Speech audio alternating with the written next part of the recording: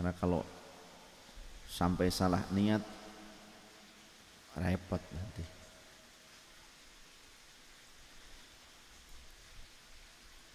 Jangankan kita susah payah di dalam menggapai ridhonya Allah, di dalam mencari nafkah yang halal saja, ketika susah payah ternyata Allah senang.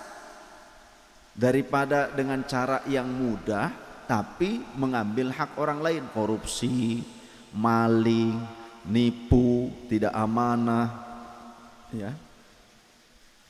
Kata Rasulullah SAW, innallaha yuhibbu ayyura abdahu ta'iban fi talabil halali. Sesungguhnya Allah mencintai hamba yang terlihat ta'iban, susah payah, fi talabil halali, di dalam mencari perkara yang halal, pakaian halal, makanan halal, ya, kemudian minuman yang halal. Bukan berarti maksudnya Allah mencintai ibu-ibu yang kelayar keluyur nyari tempat makan yang halal. Allah mencintai jenengan yang sampai jauh-jauh nyari tempat minuman yang enak dan halal. Bukan itu maksudnya, bukan. Jajanan halal, kita susah payah nyari, ya, browsing mana susah payah, ya, sampai hilang laparnya. Itu karena susah payah nyari ini makanan yang enak dan halal. Bukan itu maksudnya. Tapi yang dimaksud pada hadis ini adalah orang yang berjuang kasab mencari nafkah yang halal untuk dirinya dan keluarganya. Orang yang terlihat susah payah sekalipun Allah mencintainya, dibandingkan orang yang ternyata, ini cerita istri saya tadi sore istri saya sidak acara di Karangpawitan. Kan teman-teman tim hadroh sekarang lagi konser, mudah-mudahan bukan konser tapi sedang dakwah. Jadi kan tadi istri saya survei lokasi dulu. Nah, di perjalanan, jadi tadi cerita di rumah, di perjalanan di lampu merah itu ada pengemis minta-minta, dikasihlah. Ya karena di lampu merah kan buru-buru, ya kan, nggak lama. Jadi apa yang ada di keropak, kebetulan kalau di mobil istri saya di keropaknya teh aya jepit, aya panitih, aya kunci, kemudian aya pacenghil huntu gitu, semacam-macam gitu kan. Jadi kerepak lah. Akhirnya apa yang didapat aja lah, ada uang kertasan dan uang koin, ambil, buka kaca, dikasih. Nah, pas kemudian jalan, pas mau jalan udah tutup kaca, tanya, ada yang dilempar uang koinnya ke kaca belakang, nyelip lah akhirnya. Pas ke imigrasi tadi katanya, ke imigrasi siang ada jamaah mau umroh kan bikin paspor. Kenapa ini kurang gitu kan? Ya istri saya ambil aja yang ada, yang uang kertasnya ada gitu kan, yang 2000-an, kemudian yang uang recehnya ada gitu. Itu ada yang dilempar. Nah, jadi ternyata meski orang yang tampaknya orang yang patut dikasihani seolah-olah melaslah tampaknya, tapi bisa jadi orang itu tidak dikasihani dan tidak diridhoi oleh Allah. Hati-hati.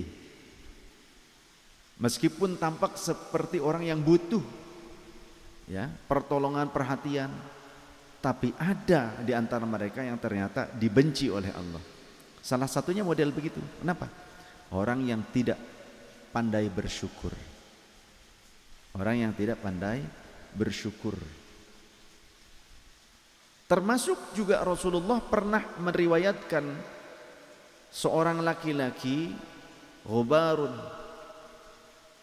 ash'atha, ya, yang berdebu, lusuh, yutilus safara, yang ia telah melakukan perjalanan yang panjang, pakaiannya lusuh, rambutnya sudah kotor, kulitnya juga berdebu. Akan tetapi wa ta'amuhu haramun, makanannya haram, wa syarabuhu haramun, minumannya haram.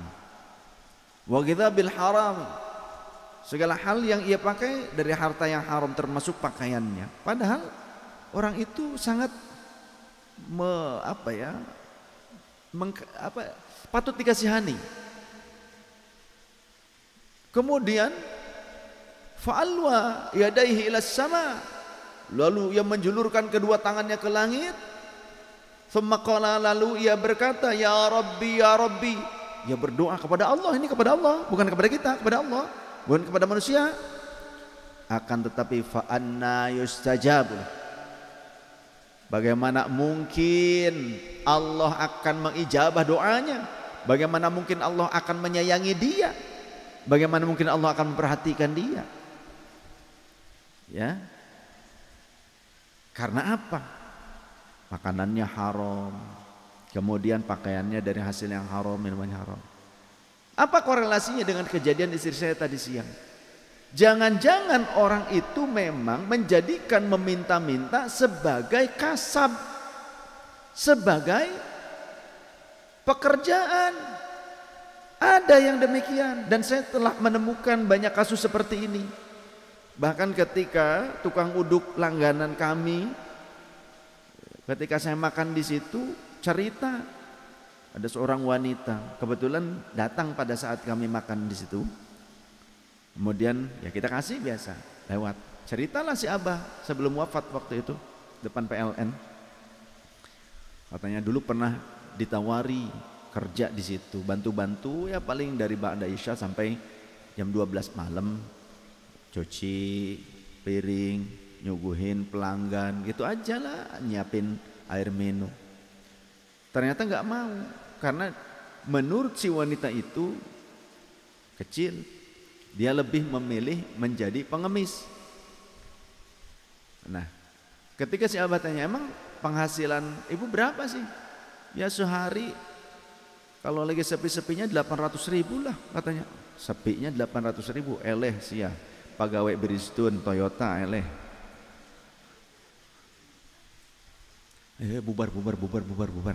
Tong gawe di pabrik, wis ngemis bae. Tapi apakah hasil yang besar itu menjadi halal? Tidak, kata Rasulullah, tidak, haram. Orang yang masih mampu bekerja tapi tidak mau bekerja, masih bisa dan ada peluang bekerja.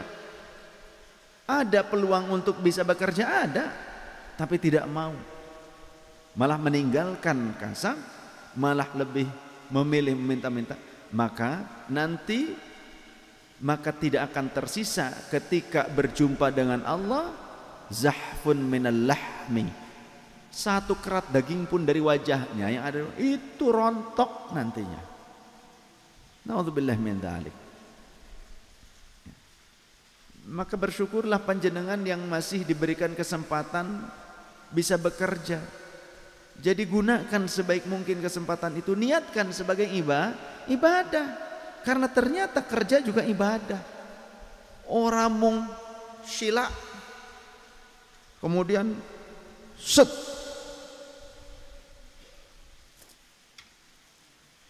beneloh. Orang mung kayak mengkonon.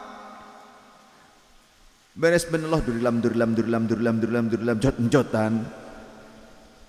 Durilam kan biasanya terlalu cepat, akhirnya alhamdulillah jadi durilam. Subhanallah jadi beneloh. Ya, la yang rabbi antamuna subhanallah beneloh.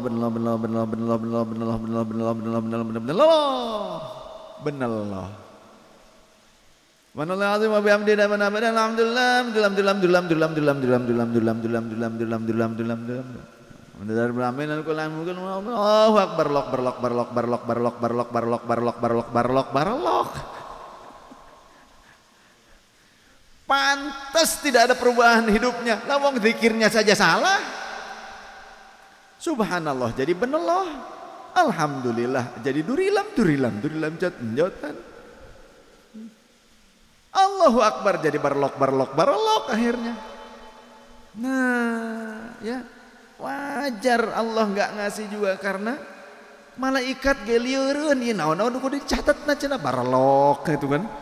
durilam gitu. Nah, dia maksudnya cek malaikat, teberes ditinggalkan.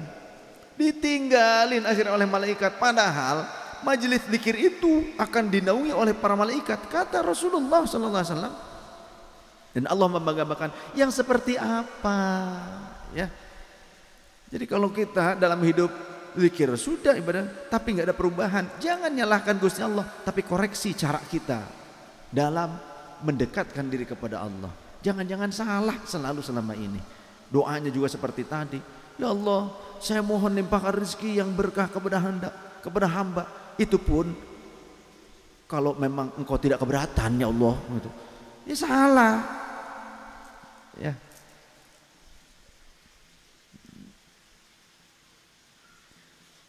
Kemudian sahabat-sahabatku yang dimuliakan Allah Subhanahu wa taala, ternyata zikir ini fadilahnya sangat besar. Bahkan jangankan kita zikir di majelis ilmu, jangankan kita zikir di majelis zikir, jangankan kita zikir di masjid, jangankan kita zikir di tempat-tempat yang mulia. Karena zikir di tempat yang menurut kasat mata itu ternyata bukan tempat yang mulia, bahkan mungkin kotor, ya, secara kasat mata pun kotor, bahkan tempat itu bukan tempat ibadah. Seperti apa? Pasar. Zikir ketika memasuki pasar saja dahsyat pahalanya. Nih keterangannya. Ini Anda di dalam kitab Al-Fuyudatul Ihsaniyah Syarah Aurad Al-Bahaiyah wa hiya auradu Syekh Bahaduddin Naqsyabandi. Jadi